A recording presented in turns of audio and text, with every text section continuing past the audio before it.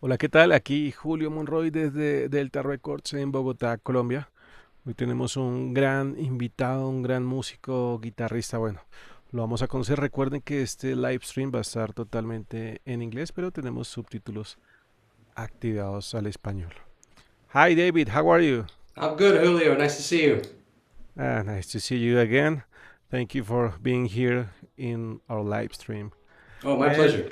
thank you, man. And we are with David Sicar in the controls. Hey, Sik, how are you? Hello, everyone. Welcome to this new episode of Producing with Julio Monroy. David, it's a huge, huge honor to have you here. I'm sure it's Oh, going to thank be you. a great episode. It's going to be a great conversations. We are huge, huge fans of your work and your music. Oh, thank And, you. well, it's going to be amazing. For the Well, people thanks for watching, having me.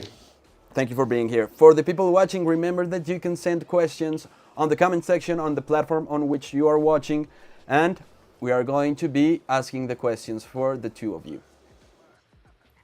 Thank you, David. And we are with a new member of the crew. His name is Diego Castro. Hey, Dieguito, how are you? Hi, Julio. Hi, everyone. Hey, I'll Diego. be on the lookout for questions on Instagram.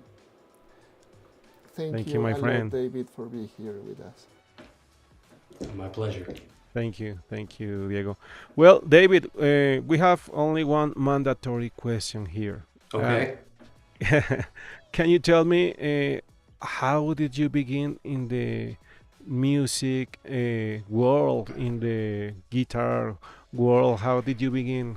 Tell me more about that. So I started very young with music. My family is musical. I have two older brothers. My oldest brother plays piano, and my other brother plays drums. But before that, we were just always listening to records, and I always wanted to be a drummer. So I used to get a drum every Christmas. And then eventually, I took a little bit of drum lessons when I was 10, but I didn't have the patience for the rudiments. So I gave that up and I took up the trumpet when I was 12. And I Wow. won a music award, which I still have on my desk, in the ninth grade. And then I switched to guitar and never looked back. So that's kind of how that all came to be. Wow, so you play trumpet, drums, Play a little piano, and piano. I can play bass, and I was always very musical, so instruments came very easy to me. So I can make music with them, and that's sort of how I got into doing this, is because the guitar was the one that stuck with me. That's the one that I spent the most time with and investigated the most. But I certainly would have made music on any other instrument, piano or trumpet or whatever I would have played. So. Oh, that's great. That's great. Hey, and well, do you have a band, right? That it's called David Becker Tribune. Tribune, It's yeah, a, the yeah. Tribune has existed since 19. Well, actually, we formed the band really early in the 80s, but we started touring in 1984. We did a very extensive tour with a little EP from Warner Brothers, and I had been featured in a guitar ad with Steve Howe of Yes for Martin Oh, Guitars. And we hit the road and we played several shows in Germany, and then we were on the road in the United States for about 3.5, 4 months. And that ultimately led to us getting signed to MCA Records. And actually, we recorded our debut album, Long Peter Matson, 40 years ago this summer, the weekend of Live Aid, which I remember very well. So. wow. The Live 8. Can you tell me more about that, please? Well, Live Aid was happening, and we just happened to be in the studio, so we were recording the record and watching it on TV live like everybody else. But it just seemed to be a great weekend to do the album because there was this big festival going on that was very important at the time, and when we weren't recording, we were watching it on TV. So. Yeah. Well, music is very important, and my main instrument it's the guitar. But my main instrument, I guess, the computer. And I see that you have a guitar right now. Can you tell me more about which guitar do you have? Yes, this is a heritage a David Becker model. This is the original, made 35 years ago for me in Kalamazoo, Michigan. If you don't know Heritage, they're the old Gibson guys that stayed in Kalamazoo when Gibson moved to Nashville. And the five original guys that started Heritage had been working at Gibson 20 plus years. So they have there's a couple of guys still there. There's Rendell Wall and Jim Derlew. They're both in their 80s, and they're still making guitars, of course, with the younger guys. But this is essentially made for me, and there are probably, I guess, 10 or 15 of these running around the planet as signature models. I have two, but this is the original prototype, and we have close to 2 million miles on it around the globe playing. So, Wow, beautiful, beautiful. Can we hear it? sure, yeah.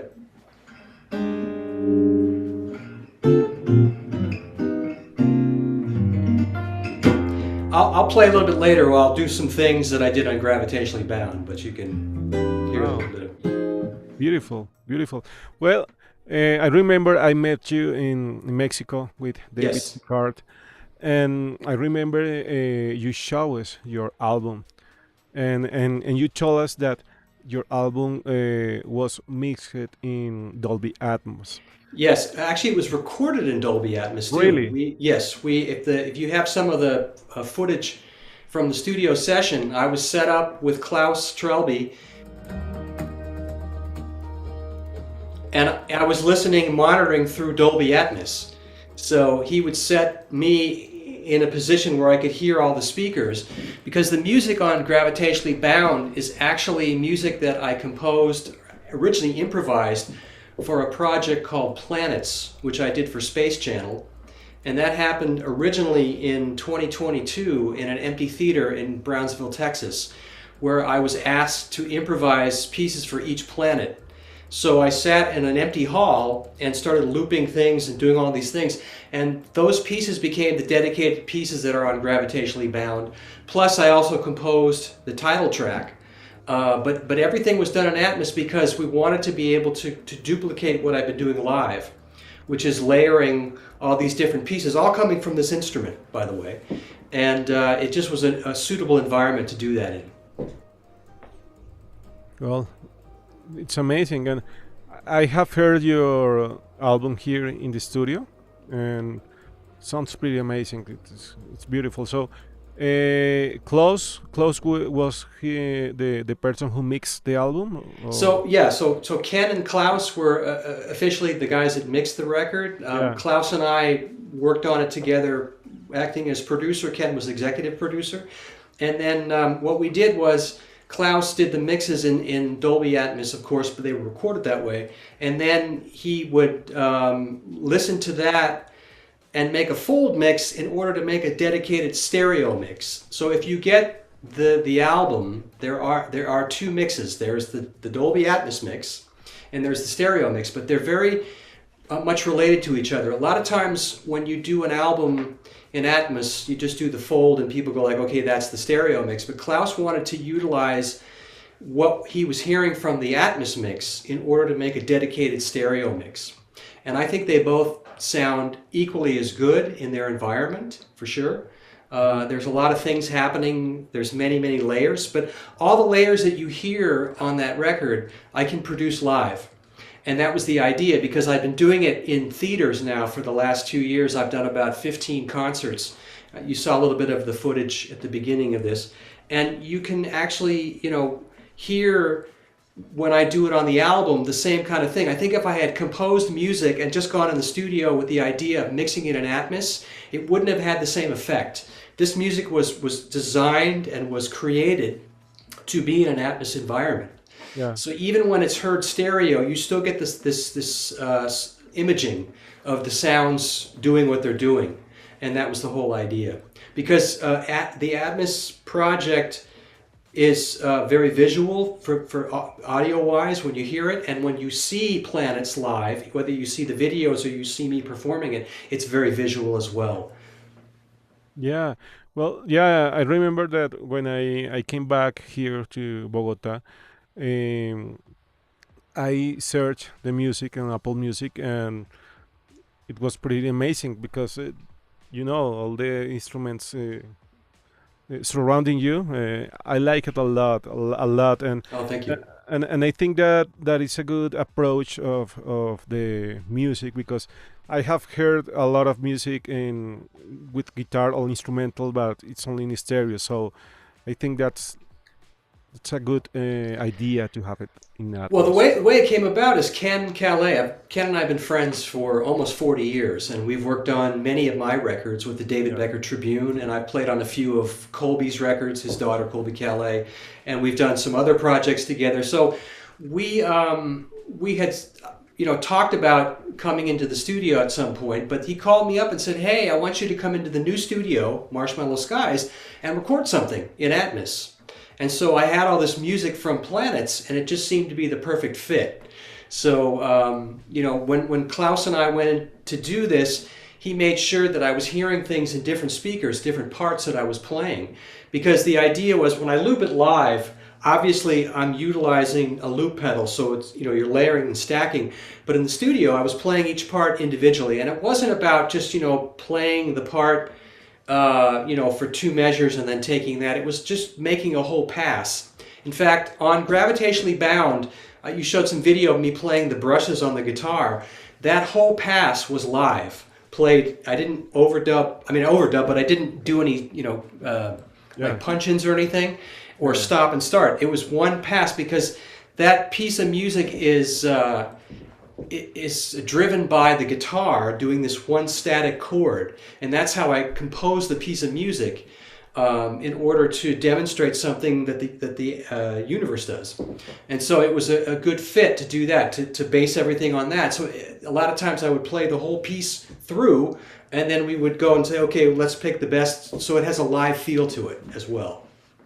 Oh, that's amazing. And David, do you have equipment to record in your house or in your studio, or do you prefer to hire another people for that? No, I have a little, desktop on my laptop, but I prefer to go into a studio environment, and it's really comfortable Yeah. for me to work with Klaus. Klaus and I have a great working relationship where a lot of times we would have the same idea at the same time. Because obviously I'm more familiar with the music than he was, but we would talk about where to place the certain parts of each piece. And he had some good suggestions, but a lot of times we would think the same thing at the same time. And I rely on that a lot.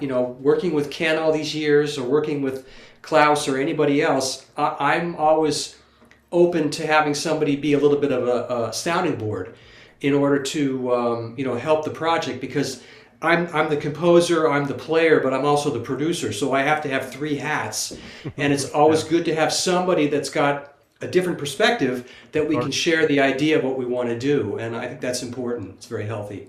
That's very important. Yeah. Well, David C. Carl is telling me that we have a question for you, my friend. Okay. Are you ready? We actually, Yes. we'll actually have a couple of them. I'm gonna start with the questions that the community have left on our Discord server for this live. Okay. How did working in Atmos influence your composition or arrangement choices compared to a traditional stereo mix? Well, it's what I said before, is that these pieces of music were suitable for Atmos in the sense that there's different layered parts. So it was optimal to actually, when we recorded it, actually be in the Atmos mode. So we never really were in stereo mode for any of the recordings. Everything was coming out of different speakers. And if you see the photos of me or the videos of me in the studio, I'm sitting placed between all the speakers, and Klaus has his desk which he could roll and move.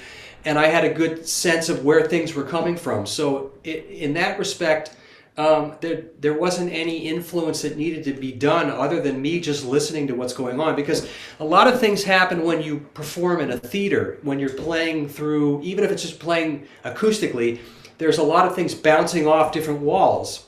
And so for me, having those speakers around, I felt like I was in that environment of being in a theater when I do Planets Live. So that helped a great deal. Wow, that's pretty amazing.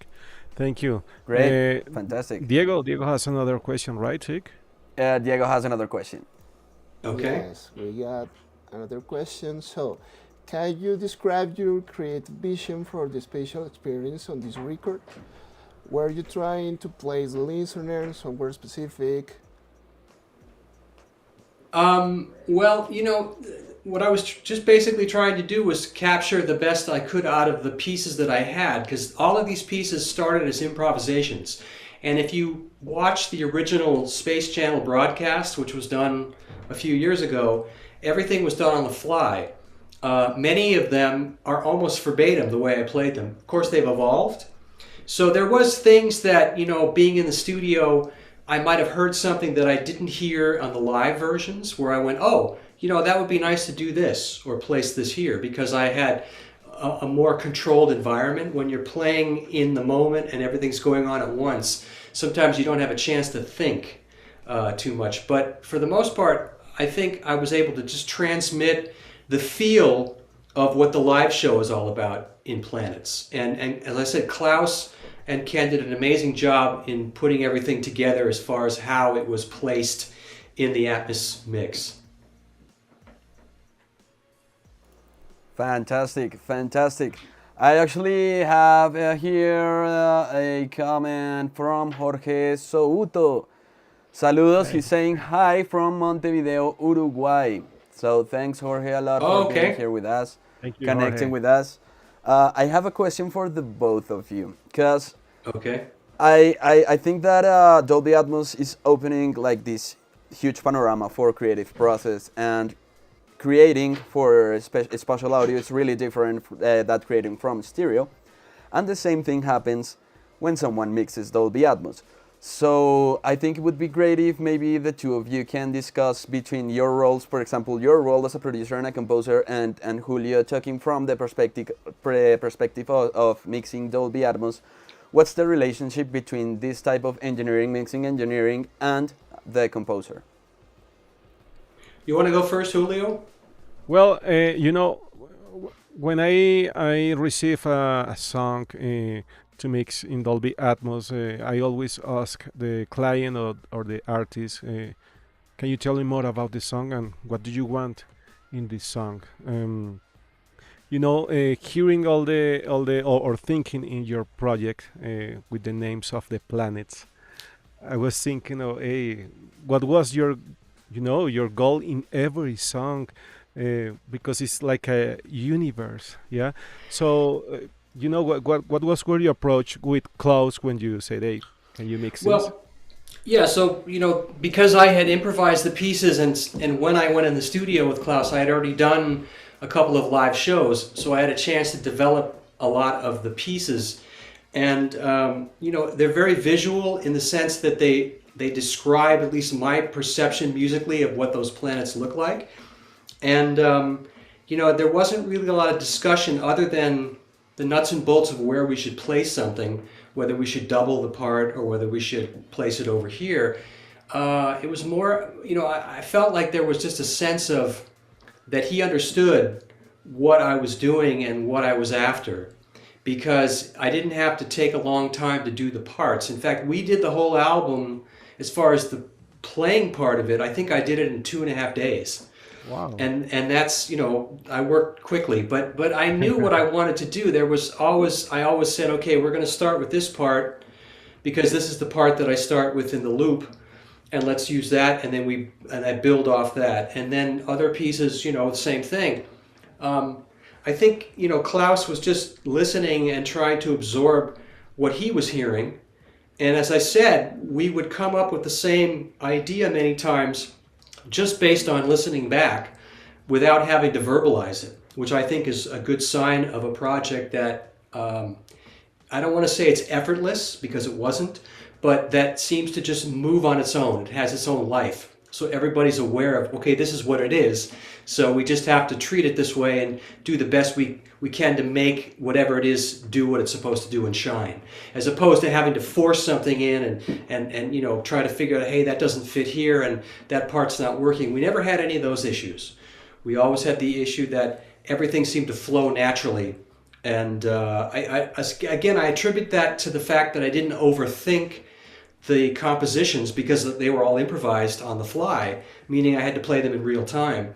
And as I developed them and played them more in front of an audience, obviously things develop and change, but you're just adding on to things. And the studio is a good environment to hear back what you're doing, I think, and that's also a good gauge as to whether the stuff works or not. And in this case, I think it worked quite well. So that answers the question. Yeah, yeah. Well, I was checking your album,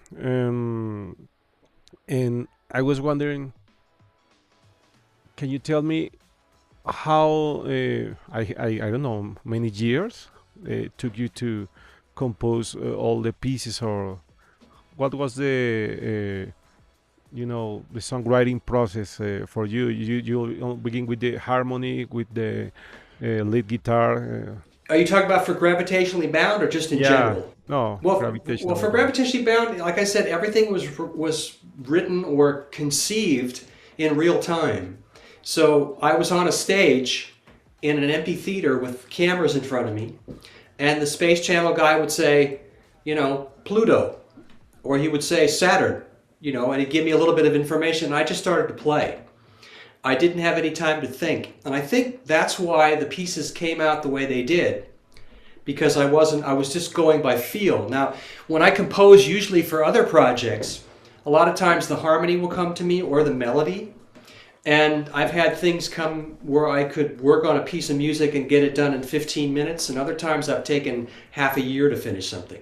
So I think this project, Gravitationally Bound, is unique in the sense that it had that element of improvisation from the get-go, but we were able to utilize that to make it a composition, if that makes sense. I mean, the piece, I can tell you, Gravitationally Bound, the title track, came about because I was going to do the 9 planets.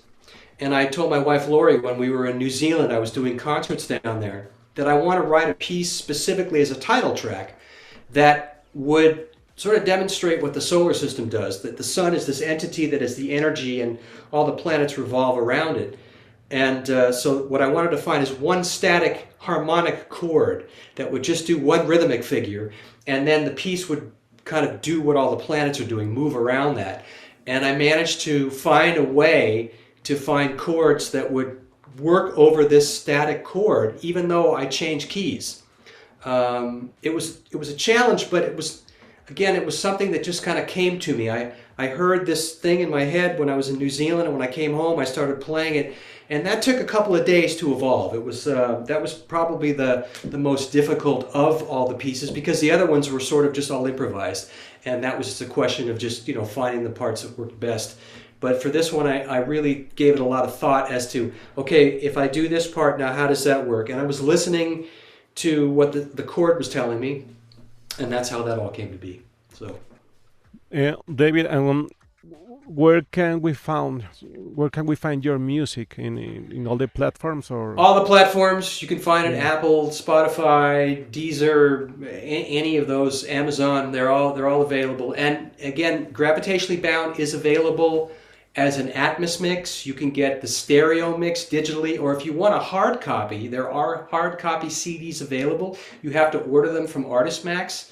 Yeah. Or you can order them. There is actually a platform that has them as well, that called Talk Shop Live, Okay. and they have autographed CDs if you want to order some. So there's ways to get it, but we do have every platform available for this record. So And if someone wants to hear the mixes and they don't have Apple Music, do you have the ADM files, or how? There is a one or two websites that sell Yeah.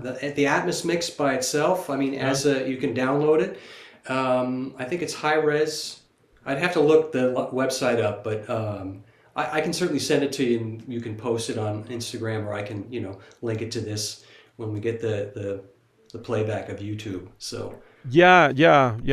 I ask because we want to put the link in the description of the video, because as I said, it sounds pretty good, pretty good. Thank you. Sikar, tell me that we have uh, another question. okay, We have petitions and nice comments from people. We have Okay. David. So nice to have you on this show.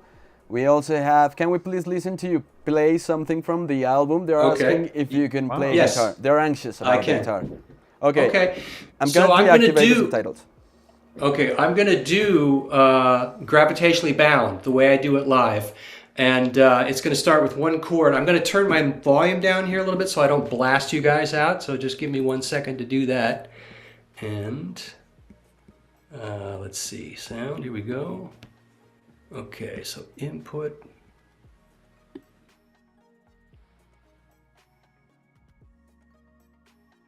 Okay, here we go.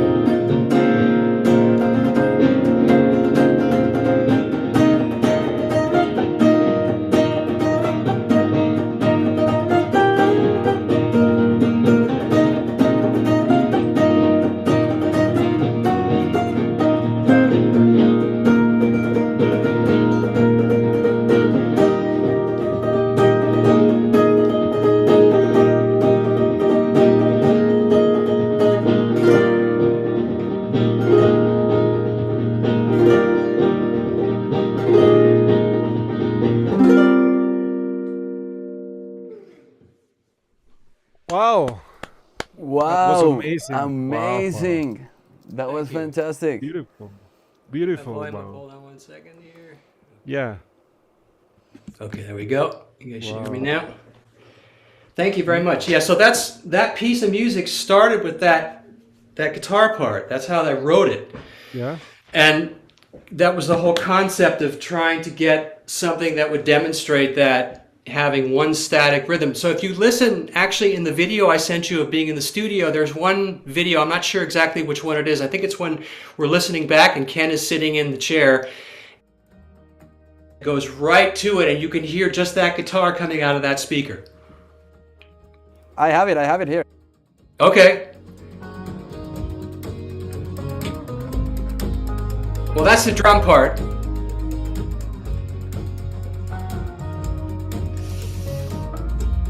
It's a little bit farther, right? Yeah, I think it's the one where Ken is sitting in the desk and Klaus is sitting on the couch. No, it's I think it's this. It should be the second video that we sent you. Let me look for it. Right. Yeah, there is Ken there. I see Ken. Okay. That's it. Yeah. So I think. Right. So if you watch now, what happens? So you see Klaus, and we go.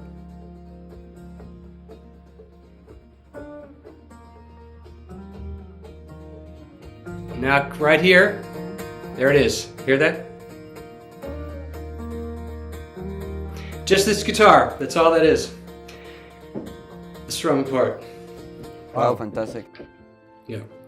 And that goes through the entire piece of music. You know, it harmonically shifts and weaves, but that static thing. And that was what I had heard in my head. So I achieved that, which is... I got a great compliment, actually. I played this at the studio for a studio opening party, and the engineer that used to work with Tom Petty was there, and he's a friend of Ken's, and he said, "Man, how did you manage to do that? You know, all those chords moving over that one static chord, that was really cool." I said, "Well, I got lucky, I guess." So, you know. That's amazing. So do you have a like a pedal, loop pedal? What do you have? So yeah, I use actually two loop pedals. I've been using the Ditto X2s on tour for quite a long time, and right now I'm actually trying out something from Digitech, the Jam Mans, because they asked me if I would give them a shot, see how I like them. So I'm giving them a try right now at home. But usually I use two Ditto pedals when I go, and everything, like the percussion, everything is coming from this guitar. There's nothing else that I played on the live set. The only thing I did on Gravitationally Bound on the album version is I played a low bass, just to give it some low end, which we thought sounded nice. So that was one extra thing. So, wow, and I saw that it was only one take. You played. Yeah.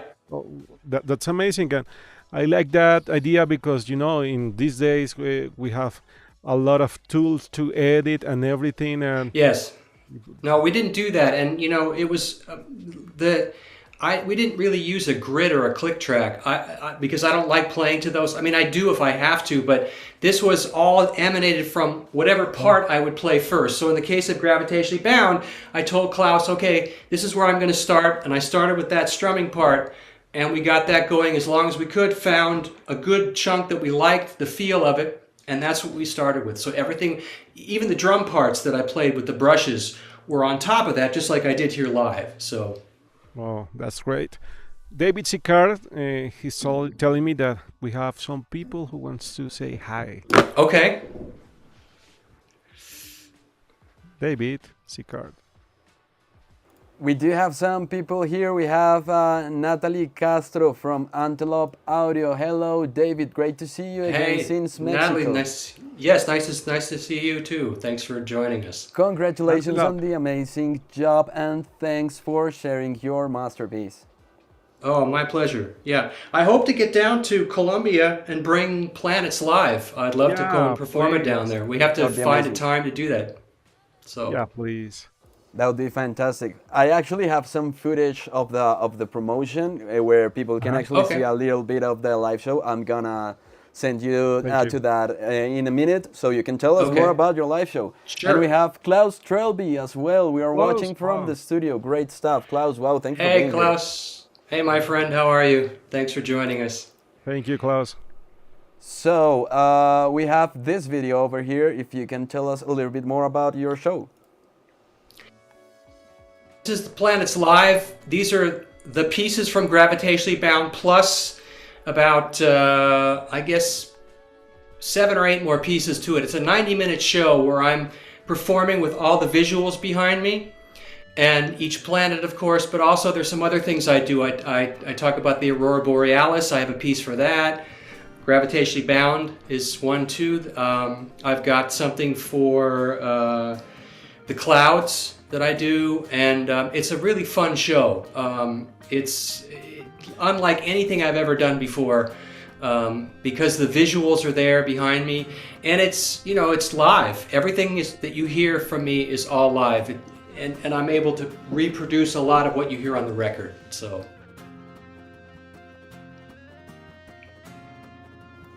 Great visuals that we got from Space Channel.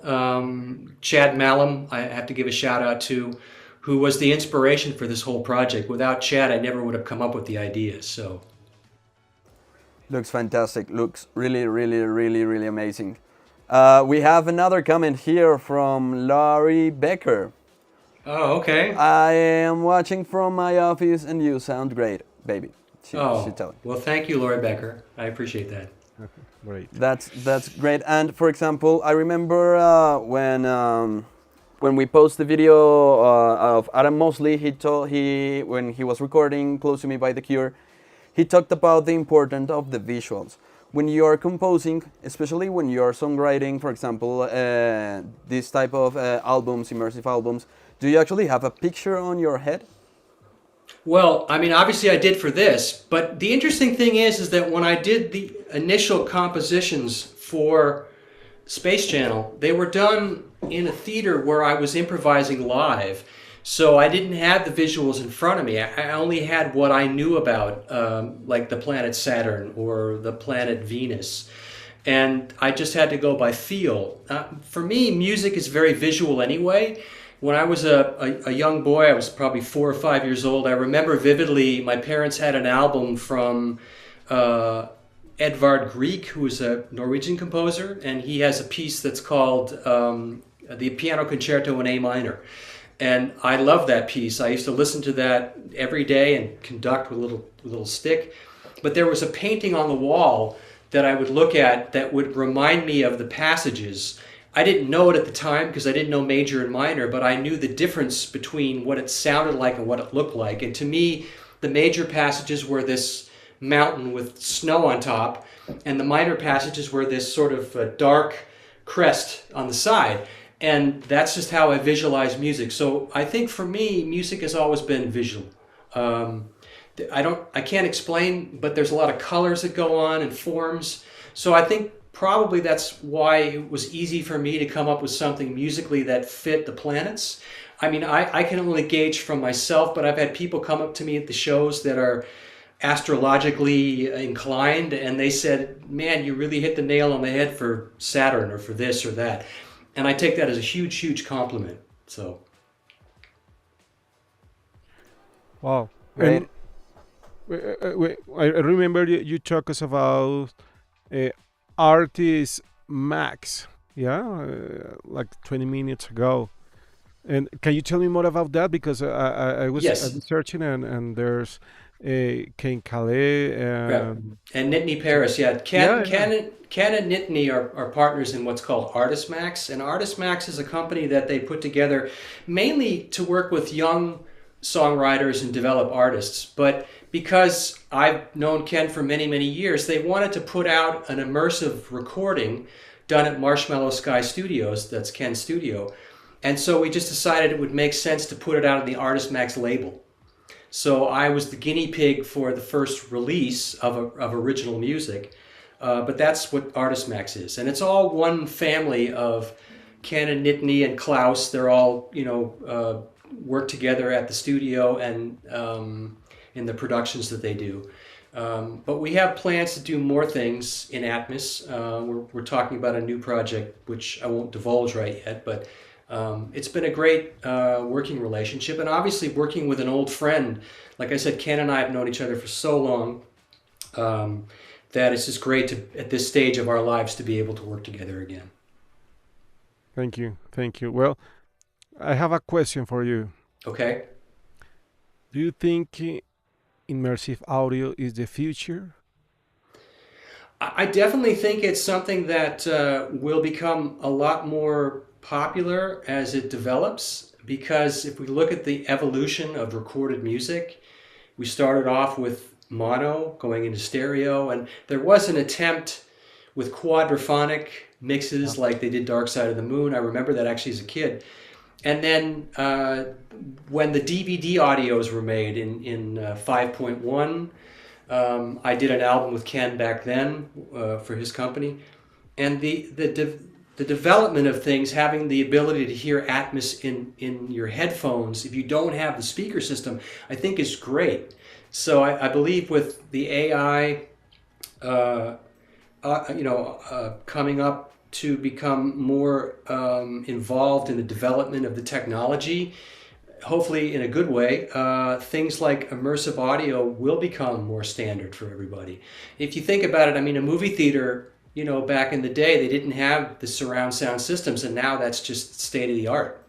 So for music, it makes sense to have the ability to have something that has this multi-dimensional, audio feature. And that's what happens anyway when you perform live, is that when I'm in a theater, even though if I'm going through a mono system or a stereo system, it's bouncing off the walls and the ceiling. So that is, in a sense, immersive. And the fact that we can isolate them now in a system that gives you that same sense is great, I think. And a lot of people have their home entertainment systems anyway, which are usually in immersive audio. So I do think it's definitely something that will become more of a contender in the future. Yeah. I ask you because I was remembering when I heard your music, and it was amazing because I think that Klaus made a great work with the Atmos mix, and then I switched to the stereo mix, and it was amazing too. So some people want to hear the music in Atmos and in stereo, but it's a great idea to have both formats. I believe so too, because it gives you the option. And that was from the very beginning of the recording project. We talked about that. We were very adamant. Klaus was, for sure, that he wanted to do a dedicated stereo mix.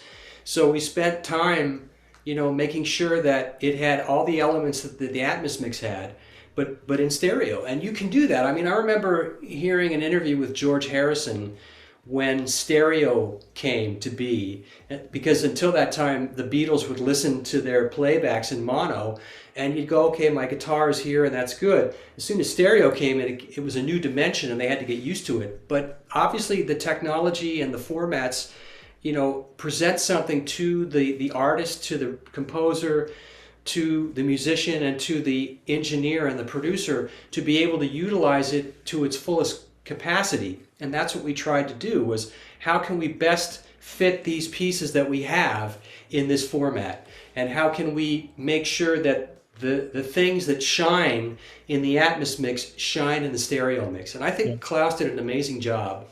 Yeah, it was amazing job. Congratulations, Klaus. I have another question for you. Okay. And what do you think about AI in the music industry? Well, I mentioned it before about the development of the technology. I think anything like that can potentially be negative, because, I remember when drum machines came out and synthesizers, and people said, that's the end of live musicians. What I do feel like is, regardless of what, technology comes out, I think it's incumbent upon the human to be able to utilize the best aspects of the technology in order to create their art. Because we can do this now. This was not possible, 30 years ago, that we could both be in different countries and have a conversation that the whole world could watch. So we're utilizing that aspect of the technology, and I'm sure in 25 years this will seem ancient to people when they look at it, and there'll be a whole new way to do this. But I do feel like if it's used properly and it's used in a creative way, I think you can do a lot of nice things with it. I mean, I know there's the thing about composing music and recording music, but I've heard AI generated songs, and I can hear that they're AI generated. I think, if you get a really good composer, a really good performer, and you utilize whatever aspect of the technology is available, you're only going to get much more quality out of it, I believe. So, and I still think you can't, find any system that's going to take the place of a human musician standing in front of human listening to music. The power could go out, but I could still pick up this guitar and I could make music to an audience that can hear that. And so we have to remember that regardless of how much technology there is involved in all of this, that it requires, and we can still do it in that fashion, which I think is how it started, and it's not going to go away. I don't think so. Yeah, it was amazing when you played the guitar. I was very happy. Thank you for that. And Oh, yeah, sure. AI is it's a tool, but I prefer the human people to play the instruments and make music. Exactly. I mean, AI is a tool, and just like a jackhammer or a drill or anything, it's a tool, and you have to be able to utilize those tools in a positive way with somebody who understands what they want to do with it. In the hands of somebody that doesn't know, sure, it can do a lot of stuff, but it's not going to be very interesting. It's not going to have a lot of depth. Yeah, I think that emotion of what we bring to the instruments, it's the same thing here with the guitar. The guitar is just a piece of wood with this metal. I have to make it sound like it sounds. There's a lot of people who say, "Oh, that guitar sounds great." There's a story of Chet Atkins, playing guitar, and someone says, "Chet, that guitar sounds great." And Chet put it on the couch and said, "How does it sound now?" If it's not played by me, it's not going to sound good. So, yeah, and that's right. so that, we can go back to that as an example of what's required to really utilize the technology to the fullest. You need the human being. Yeah, you need the human being. That's right.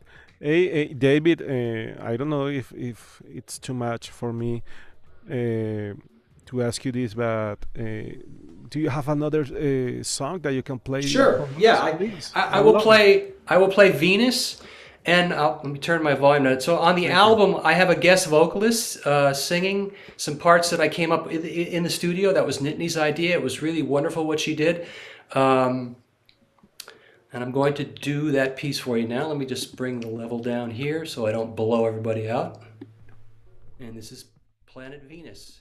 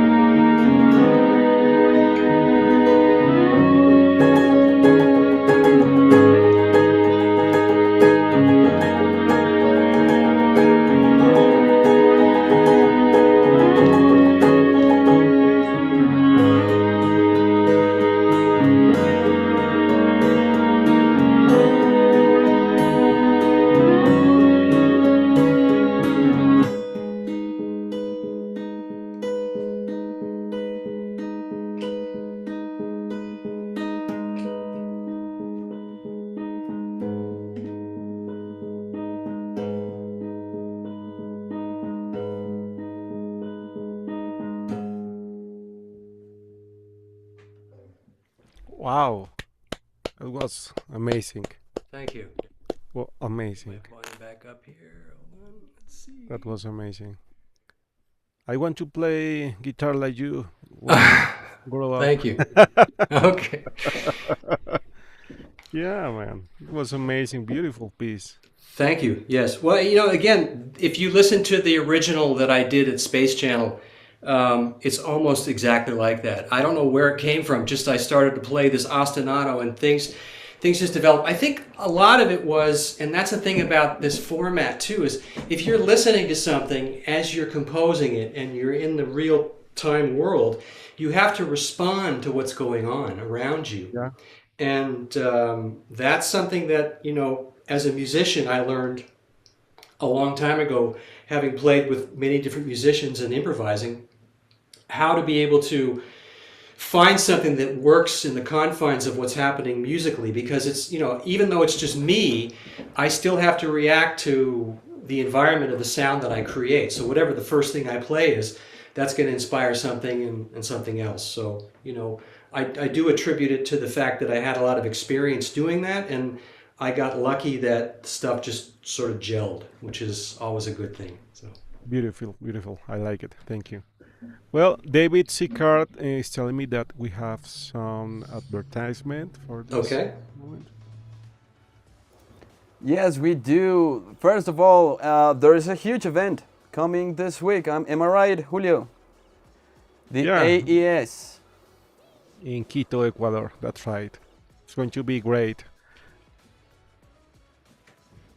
Yeah, in Quito, Ecuador, it's going to be the AES in 2 days, and well, I hope to see a lot of friends in Quito, and yeah, I'm going to give a talk about AI in the music, and well, I hope to see you soon, my friends of Ecuador. Fantastic, thank you, Julio. Remember that you're gonna be able to find a version of this episode as a podcast. You're gonna be able to listen to this again on the streaming platform that you prefer. You just look for Produciendo con Julio Monroy, and you will be able to find this episode and all last episodes as well. On the other hand, we have a Discord server, an audio-specific Discord server. You are able to join. Whoever wants to join can join. And you can send us your project. There we talk about audio, technology, creative process, a lot of content, events as well. So you're welcome to join us on Discord. You can scout the QR code. I'm gonna put the QR again. And remember, talking about Mexico, remember to watch the video of this week, which is Sound Masters, a huge event that took place on Tecnológico de Monterrey, the university.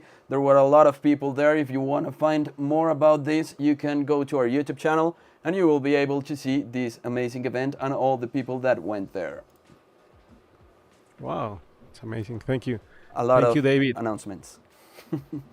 Thank you. Well, David Becker, we have two Davids here, but David Becker and David Sicard. We are running out of time, but I want to ask you the last question. Okay. And do you have any advice for the new people who want to play guitar and release albums and record music and make music just like you did? Yeah, I mean, the best thing I can say to anybody who wants to do this is, first and foremost, get a good idea of what you want to do, and always stay true to what you like as a music fan, because everything I play is not what I want to hear as a guitar player to impress myself or anybody else, but it's what I like to hear as a music fan, because that's why we started to play music to begin with. I mentioned, when I started playing music as a kid with my brothers, we were big music fans. We bought records and listened to songs and had no idea of formats. We just liked what we liked. And I think if you get in touch with the music fan inside you and let that develop what you do on an instrument or however you want to express yourself, always listen to that guy, because that person is going to be able to give you the guidance, and stay true to that. Don't get sidetracked because someone says, oh, you need to do this or you need to do that. and you have to do the work. You know, you have to put in the work to play as best you can, learn as much as you can, and be open to situations that come your way. One of the things I find is that a lot of young musicians are afraid to do something. They're not afraid of failure, they're afraid of success. So if somebody calls you and says, hey, can you play on Thursday? You know, say yes, because, you know, that may be your only opportunity. But even if you don't have a great gig, you'll still learn a lot from it. So it's always a good idea to do whatever you can and take things and learn from them. But stay true to your what you believe in musically. I think that's the most important thing. Well, thank you, thank you. That's right. You have to say yes because you don't know what is going to happen next. So Exactly. Yeah. it's a big opportunity. Thank you, David, for being here with us. It was amazing. Oh, We thank learned you. a lot. Thank you, David Seacard, for everything in the controls, and thank you, David, and thank you, Diego Castro, for everything. David, it was a huge honor to have you here. It was a huge privilege to listen to you play live and Oh, for thank the you. show. It was amazing. So thank you a lot for being here. My And pleasure. Dieguito, again, thank you. Thank Well, I you. look forward to seeing you guys in Bogota. I will come this year. That would be And play, great. so. Fantastic. Yeah, of course. Yeah, that would be great. Well, thank you, everyone. It was a great episode because David played two songs, and yeah, I love it. Thank you, David. My For pleasure. that. Okay, Thanks for having me. thank you. Well, next week we are going to talk with Marek from Better Maker. So we're going to talk about the new tools and new technology. So stay tuned. Bye bye.